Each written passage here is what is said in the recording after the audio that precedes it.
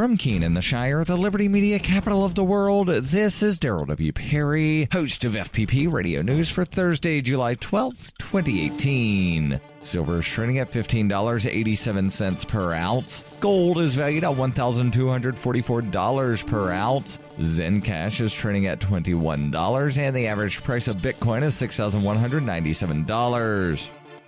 Antiwar.com reports those expecting President Trump to make a stir at the NATO summit with demands for more military spending did not disappoint, as he was not only demanding all member nations increase spending to 2% of their GDP immediately, but then pushed for them to ratchet up to 4%. This stunned many, as the 2% demand is often repeated and met by only a handful of other NATO countries in the first place. No NATO member nation is spending 4% of their GDP on their military, meaning this is a demand for precipitous spending increases alliance wide. Needless to say, the 4% is going to be a non-starter for most. Nations like Germany balked at increasing to 2%, having no enemies on their borders and large economies. Expecting Germany to more than triple their military spending, chasing this new level is even more unrealistic. The 4% demand is so sudden that it raises questions about whether Trump's comments are a sincere proposal of policy or just part of an attempt to bargain the NATO nations up in hopes that the 2% will seem a lot less unreasonable by comparison. The higher number is in keeping with President Trump's desire to see NATO nations pay their fair share to the alliance, but aims so high that it would counsel a big military spending increase for everybody, meaning it is almost certain to be universally opposed.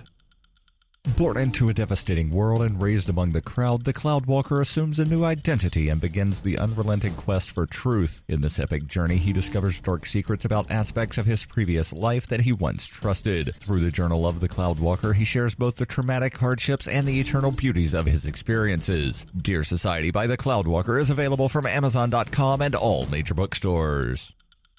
UPI reports a federal appeals court in Philadelphia ruled Wednesday that air passengers cannot sue Transportation Security Administration agents over claims of abuse. The Third U.S. Circuit Court of Appeals said because TSA workers aren't investigative or law enforcement officers, they are protected by government sovereign immunity under the Federal Tort Claims Act. The ruling stems from a lawsuit brought by Florida resident Nadine Pellegrino after police arrested her during an altercation at Philadelphia International Airport in 2006. While going through security, she was singled out by agents for additional screening, to which she objected. TSA agents said she intentionally hit them with her luggage as she moved to the screening area, and after further complications, police arrived and arrested her. She spent 18 hours in jail and was later acquitted of charges relating to the altercation. Pellegrino sued for false arrest, false imprisonment, and malicious prosecution. The three-judge panel's 2-1 ruling affirmed a lower district court's opinion. Circuit Judge Cheryl Ann Krause, who wrote the majority opinion, said the court recognized the ruling means travelers will have very limited legal redress for alleged abuse. Circuit Judge Thomas Ambrose, who dissented, said that by analogizing TSA searches to routine administrative investigations, my colleagues preclude victims of TSA abuse from obtaining any meaningful remedy for a variety of intentional tort claims.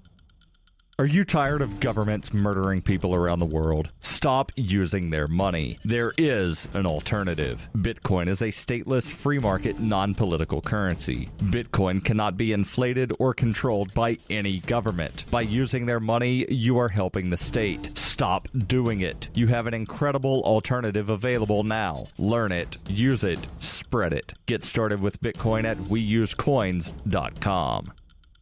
Reuters reports Scott Dozier, who was awaiting execution in Nevada on Wednesday, received an 11th-hour reprieve after a pharmaceutical company sued to block the usage of one of its drugs in the lethal injection process. Alvogen Incorporated, which said the Nevada Corrections Department had obtained a sedative unlawfully, won a court order barring the product from being administered to Scott Dozier as part of the state's newly devised and untested 3-drug execution protocol. Another judge formally issued an indefinite stay of execution. Dozier had been scheduled to be executed at 8 p.m. local time Wednesday at a state prison in Ely, Nevada, about 245 miles north of Las Vegas, in what would have been the state's first execution in 12 years. But the ruling by Clark County District Judge Elizabeth Gonzalez and the stay that later followed by Judge Jennifer Tagliate left uncertain when his execution could proceed. Gonzalez set a status check on the case for September 10th. Corrections spokeswoman Brooke Santina said the execution would remain effectively postponed for at least that long.